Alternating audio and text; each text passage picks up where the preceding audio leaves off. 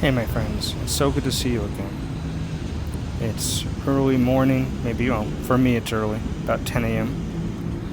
in Mexico City. We're going to continue our walk by taking the Alvaro Obregón walkway / park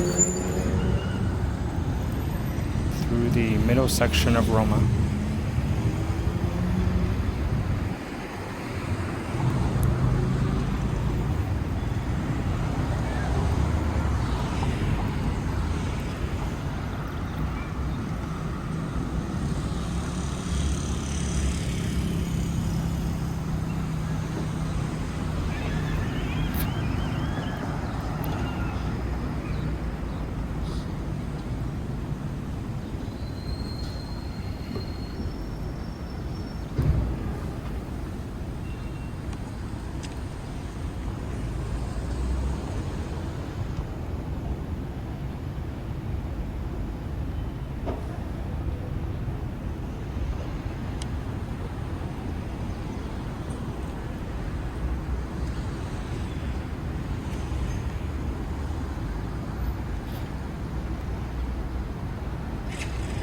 Buenos días.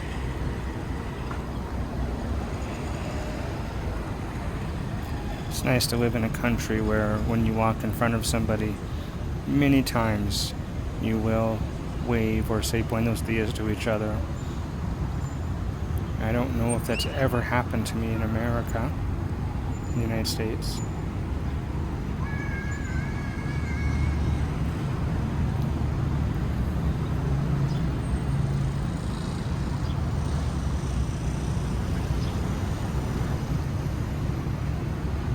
I believe Roma was originally built maybe around the 1940s.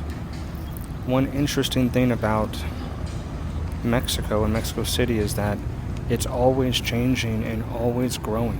The city, it just seems to have its own life. There was a time, probably right before the Civil War or Revolution in Mexico, where this was almost nothing. And then a really big boom came to Mexico. And you started seeing neighborhoods like Roma, Zona Rosa. The city started to expand. Probably the most used image in Mexico to sell anything is Frida Kahlo.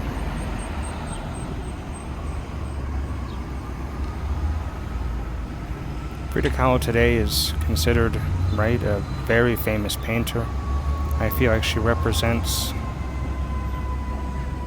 Mexico and especially Mexican women, both the agony and the pain.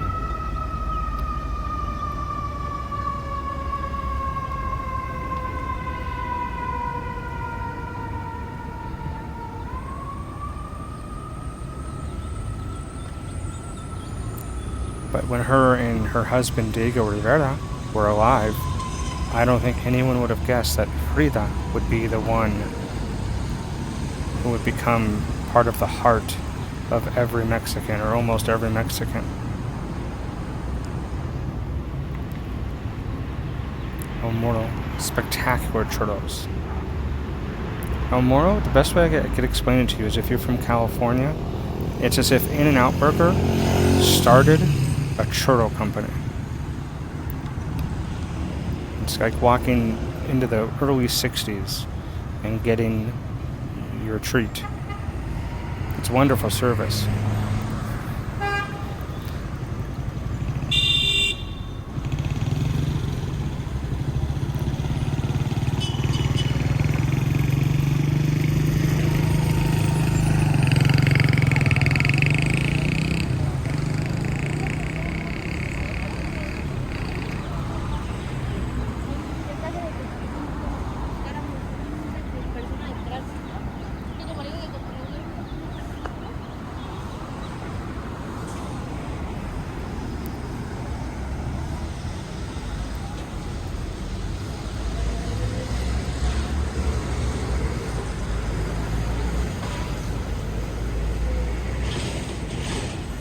Roma today is probably about 45,000 residents.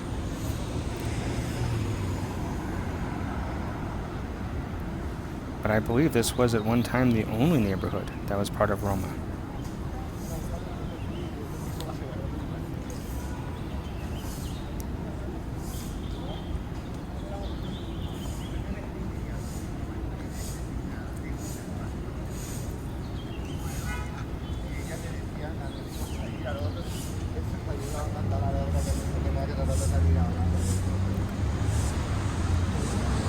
That sound, that's the sound of sweeping.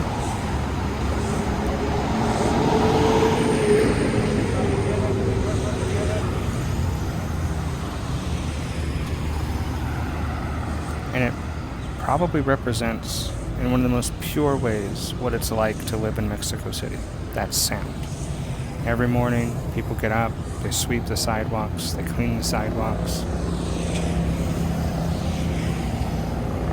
It may sound funny, but it's one of those weird home feelings here.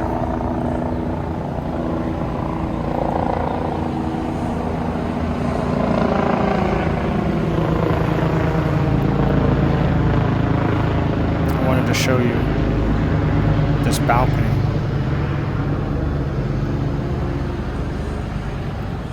Mexico City is a very New York-like city. It's like you're all in a box, and everyone's everywhere. And there's been long periods in Mexico City where the crime was really bad. And I feel like people started to create some control and safety. You build an area at the top of your house or a restaurant, and you create this beautiful view, but it's very safe and distant from the street. And they tend to be just incredibly beautiful places to eat or to grab a drink.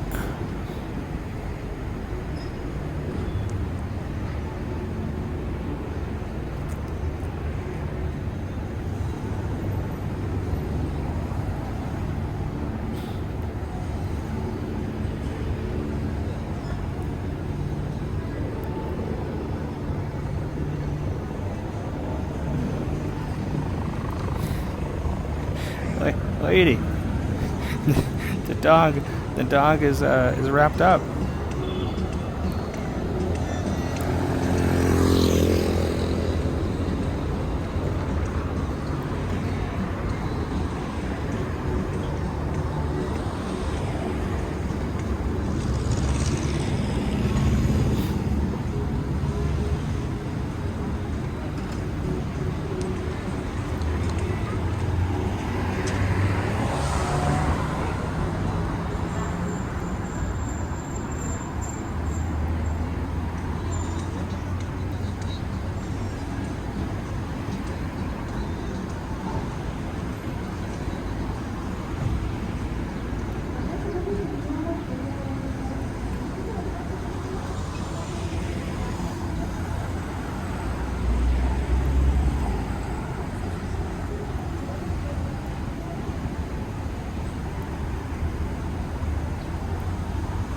A few months ago, the homeless people in this area, they had actually scored really good. They had like a bed, and they had like shelves, and I was actually kind of sad to see it go.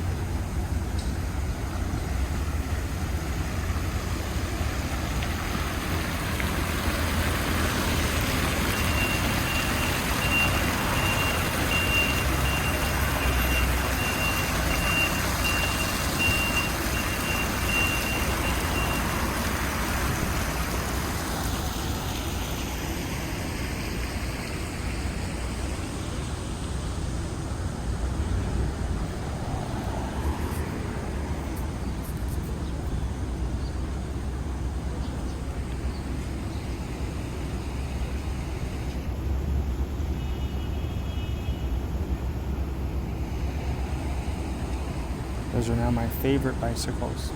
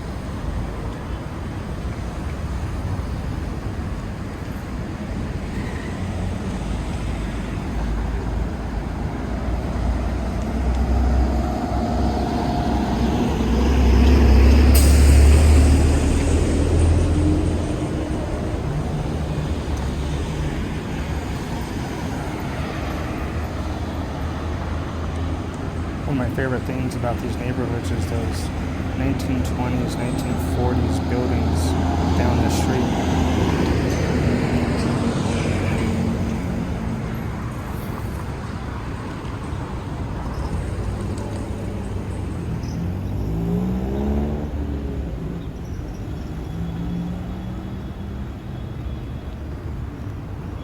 Here's your dose of cuteness.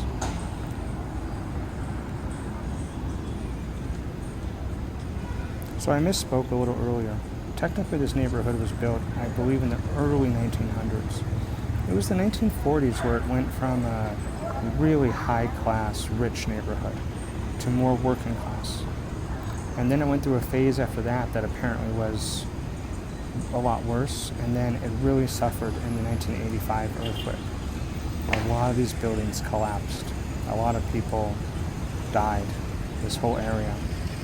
This is still part, if I'm not mistaken, of what was the original giant lake that Mexico City, or Tenochtitlan, was built on. So technically, underneath us is a dried out lake. And when earthquakes hit Mexico,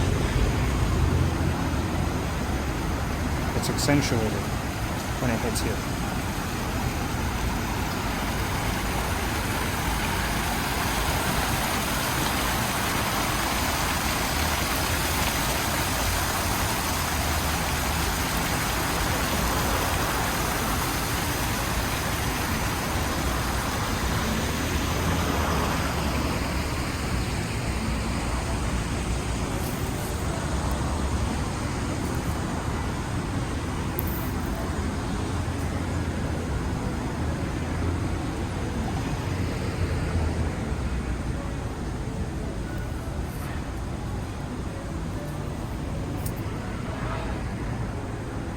I guess the right word for this neighborhood today would be hipster.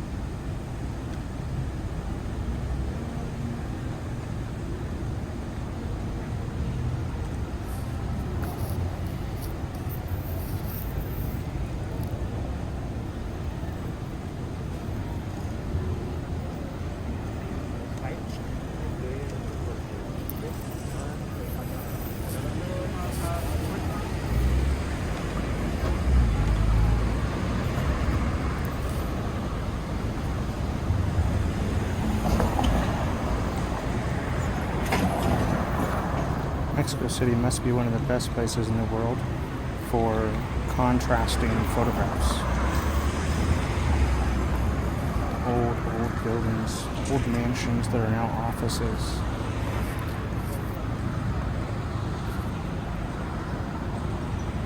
By the way, these bikes, you can buy a year pass for very little.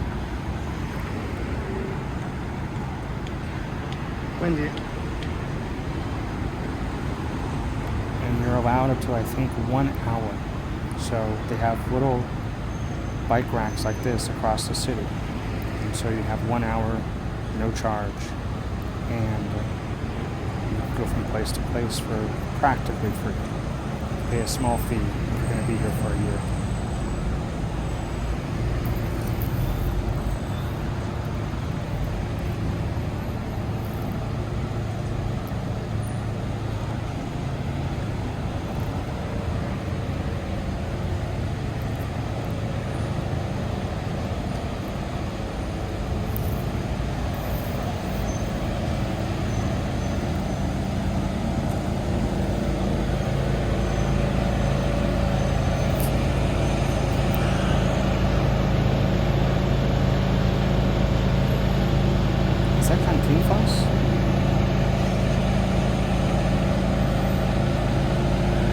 One of the actors.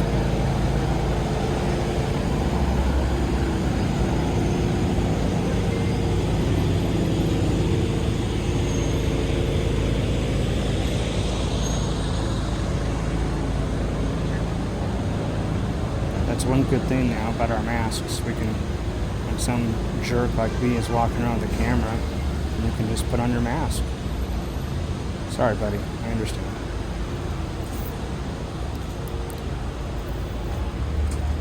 So here is what I consider the hipsterest of the hipster in Roma. Stushkin, or Stushkin. It is a hat and clothing store.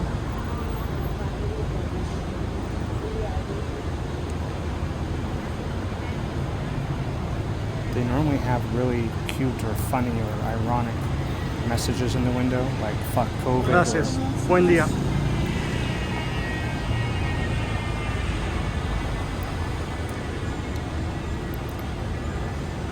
Try to make themselves to be really fancy. They have good stuff inside.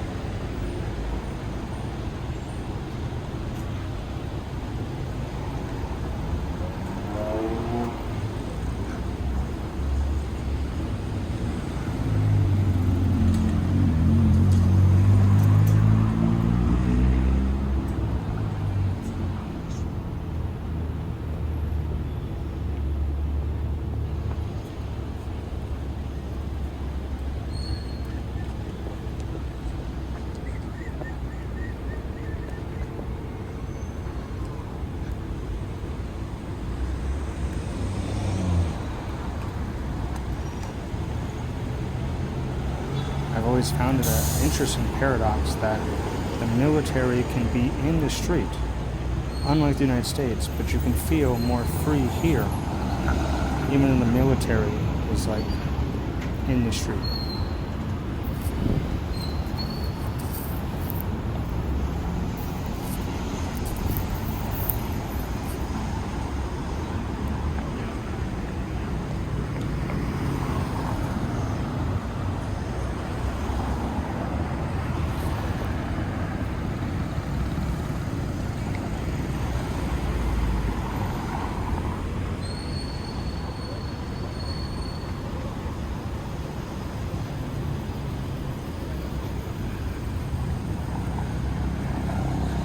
One of the main rules here in Mexico is you can cross at any time. Just don't cross at the wrong time.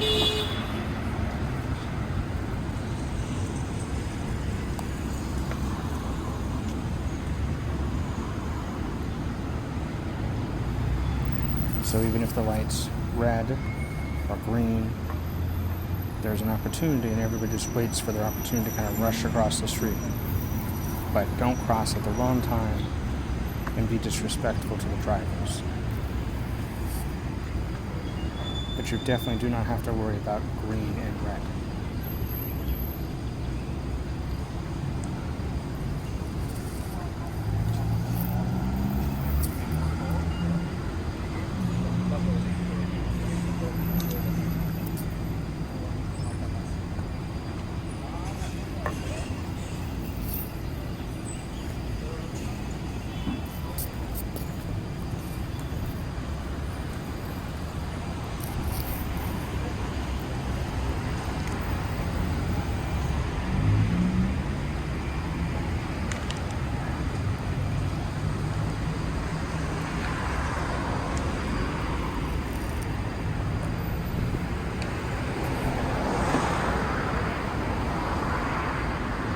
The amount of statues with men having their little penises hang out is truly very different from me.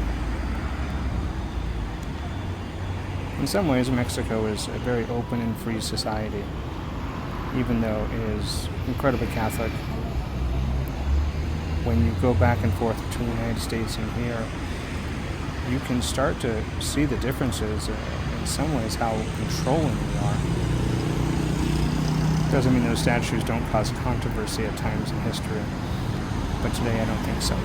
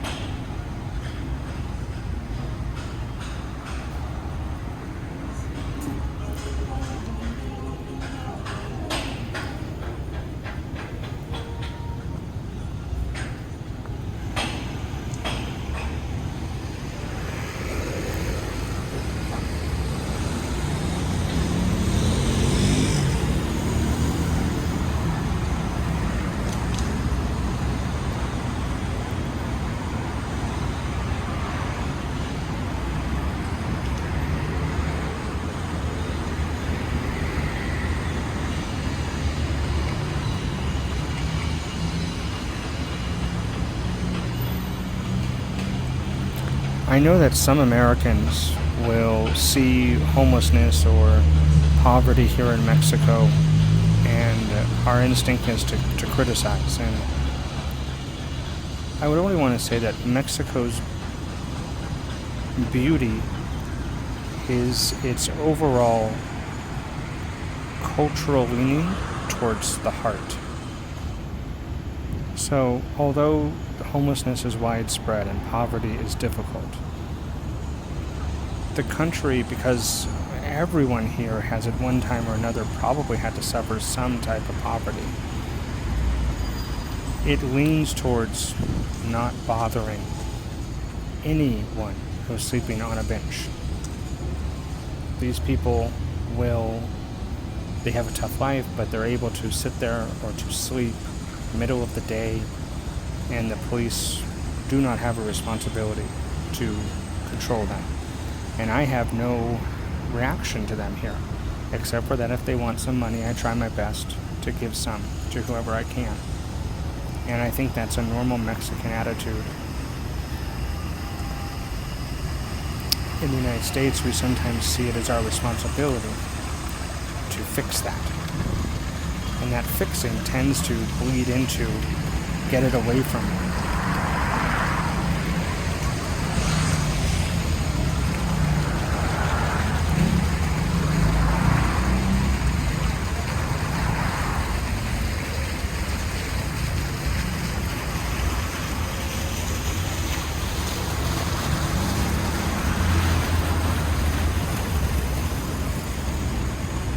He's holding the fish, but I always think he's holding a cell phone.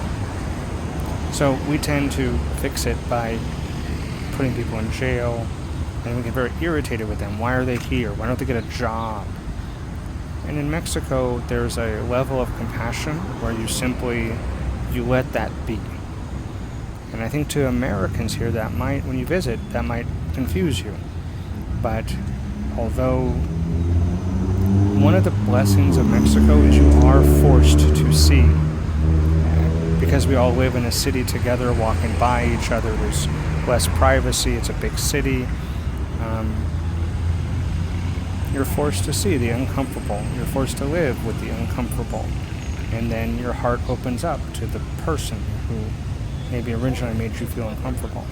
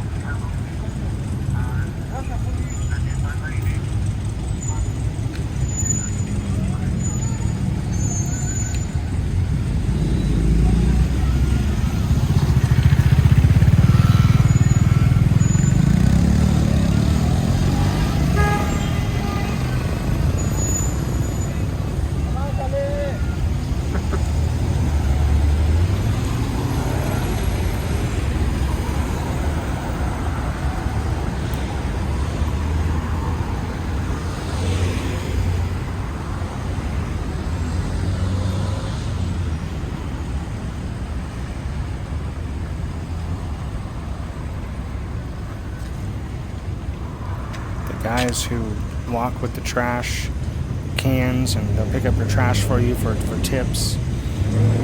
There's a side of me that just super respects them.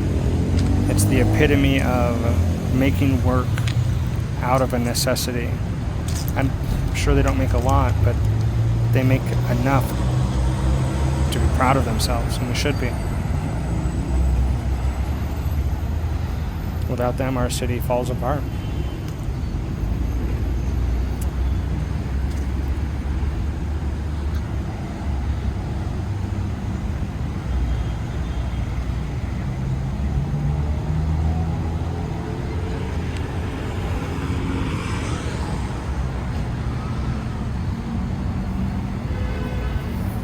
These are the taco carts, taco stands. Famous old mansion or building there.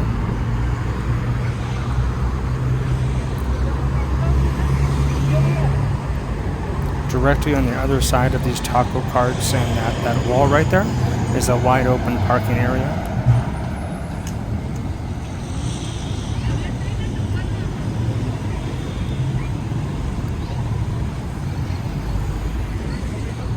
This here is the famous, often crossed by me during my videos, Insurgentes.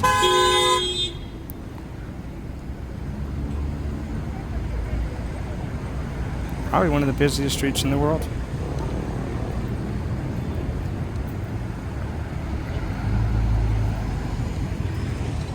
And here's a tough decision. Krispy Kreme, fruits. Krispy Kreme, fruits. Both are delicious.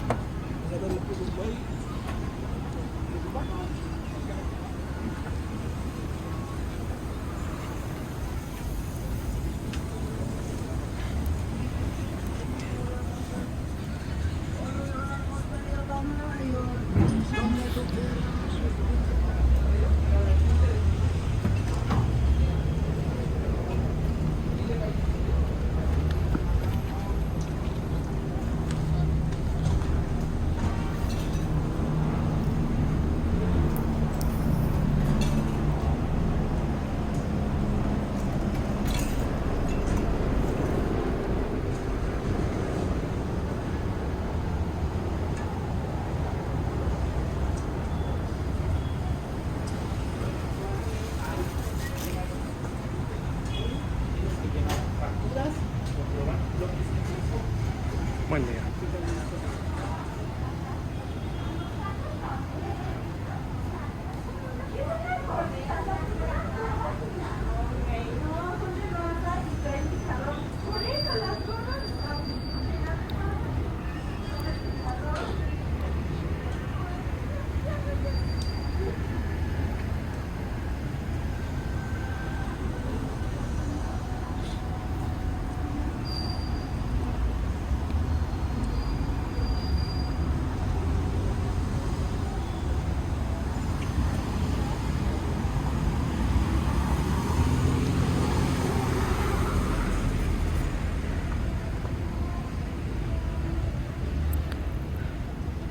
Don't remember how the statue got like this, or if it was always like this.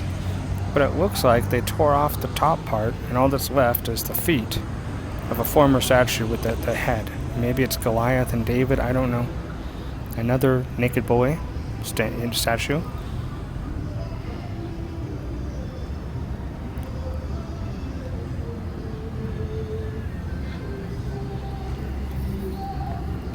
Oops.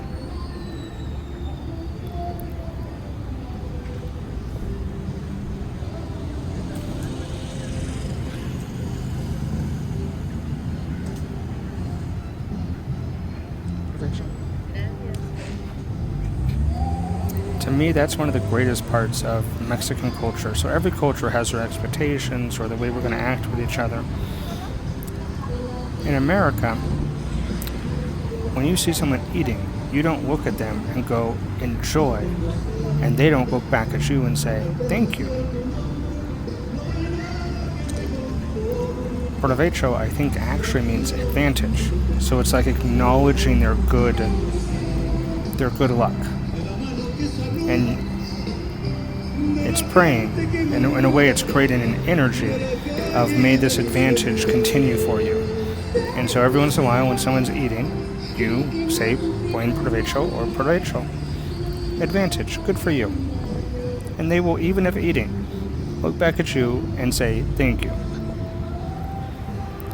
It's that human connection that is really probably most beautiful about Mexico. You know, that heart, that cultural heart.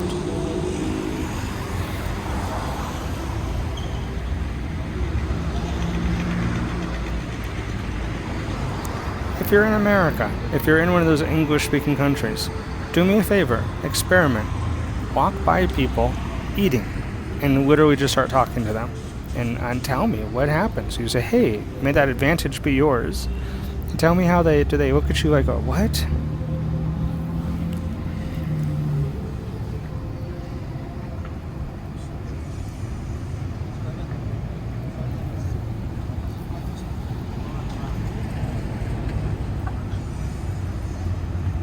You'll see these little green areas here with the dots in the circle. That's a meeting place for earthquakes. so people know which circles they should go to, and that's where you would go in an earthquake to make sure you know who's missing and who's not, or what buildings collapsed and so forth.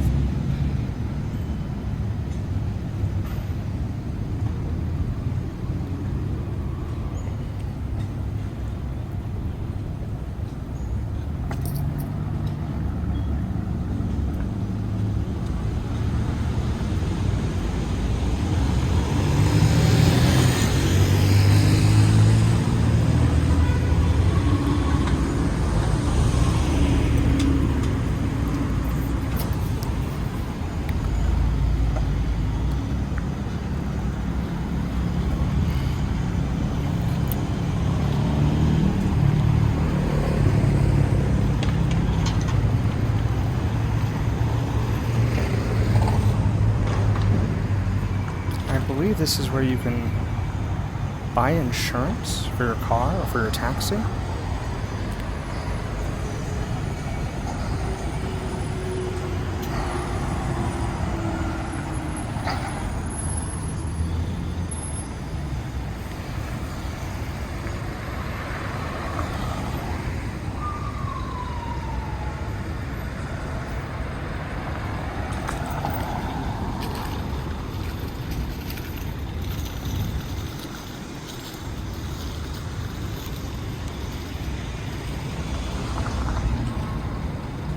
So this area here, I wanted to walk here because this is where most people saw on TV when the earthquake of 2017 happened.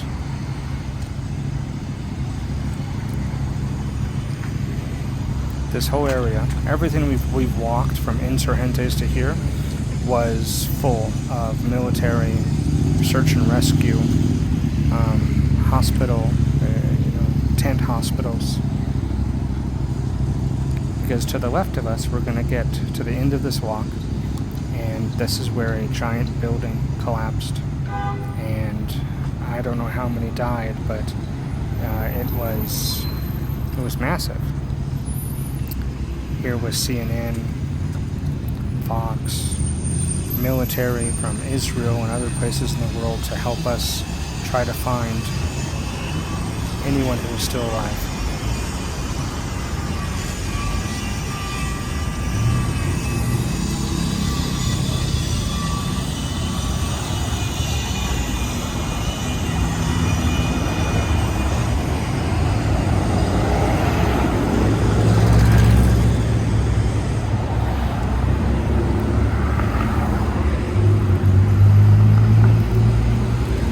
Hundreds of volunteers came out of their houses, and they would carry boxes to one to the other.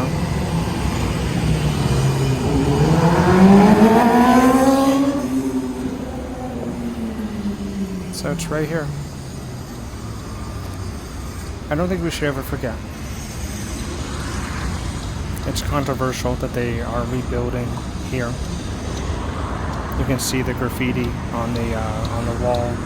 It says, the power to the people fist, and then it shows September 19th. Never forget.